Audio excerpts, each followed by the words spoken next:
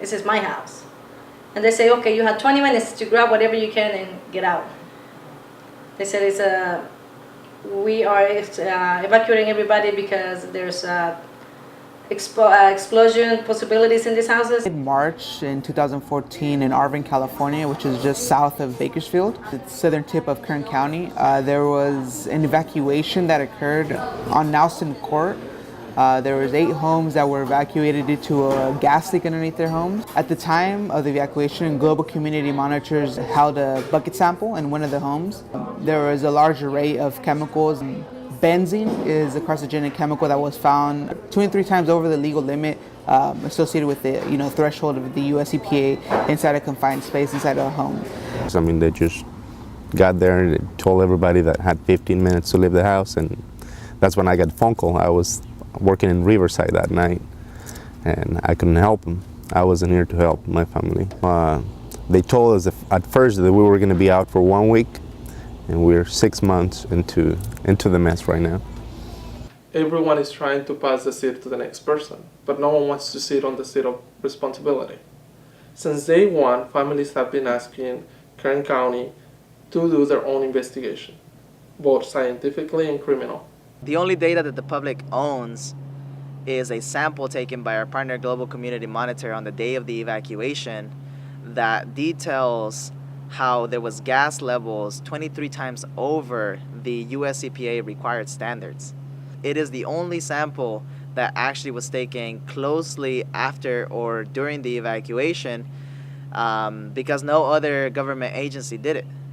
They never did a canister test the day after they moved all those families to find out what the chemicals were inside the homes. They never did. They waited 2 weeks, they ventilated the homes before they did the first canister test, and that was PCR, wasn't even the county. Those 8 homes are connected to a soil evaporation unit. Right behind me, you can see the unit burning off any excess vapor that is still underneath their homes. Right under that, you can see 2 big black lines. Those lines are connected to individual houses right behind you. And as you could hear, the sound of that is very profound, very deafening. Even if they are working to extract all the vapors underneath their homes, the only thing that they are doing in turn is bringing these gases up to the main level, burning them and leaving them out in the ambient air. So not only are the residents that have been evacuated at danger, but the residents that live right in front of them are in danger, right? Do not feel safe at my house because I have small children. I have my grandkids that stay with me pretty much 80% of the time, if not more. We have them pretty much around the clock, and I live right across the street. And all of us had bleeding noses. Like if you were taking a shower and you start bleeding out of nowhere. I took my kid to the ER one time because he couldn't stop bleeding. They did everything. They burned his, what do you call them, veins inside the nose. I can't remember the name of that. Twice. Didn't help. They put a tampon inside his nose to stop bleeding, and it didn't help. Everything stopped after we move out of those houses. Now, once we move out, we realized that all my neighbors were suffering from the same things that we were suffering at that house without knowing. These are hard-working families, the majority of them migrants, the majority of them farm workers that have spent their whole life working just for that American dream, having a house. But they have lost everything, and their dream have turned into a nightmare. What this incident illustrates is the stark reality that we are seeing 2 very different sides of California. You have a California in which, if this would have happened, there would have been agencies coming into it and taking care of the remediation process. But you have other places in California like Arvin, a community that has been identified as overburdened by a tool created by the state, that if something like this happens, no agency will actually step up to even say who's responsible. There needs to be a proactive response. When something happens, the government needs to actually step up and do something rather than sit back and wait for somebody else. That doesn't inspire confidence.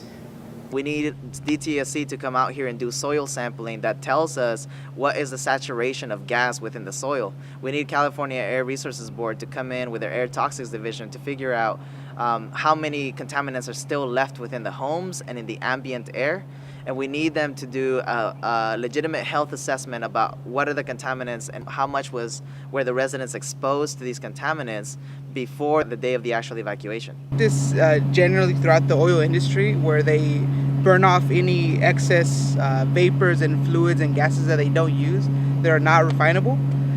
So you across Kern County and Arvin, you will see a lot of these kinds of things and flares going off in the background. As you could tell, right across the street is Arvin High School, which is very questionable that there's a residence of 8 properties that were evacuated right across the street from Arvin High School. School is currently going on, and the vapor unit's being operational at the time. Are we ready to respond to these types of environmental damages? We're seeing increased oil exploration in Kern County, and what this has revealed is that the regulatory agencies are not equipped to deal with it.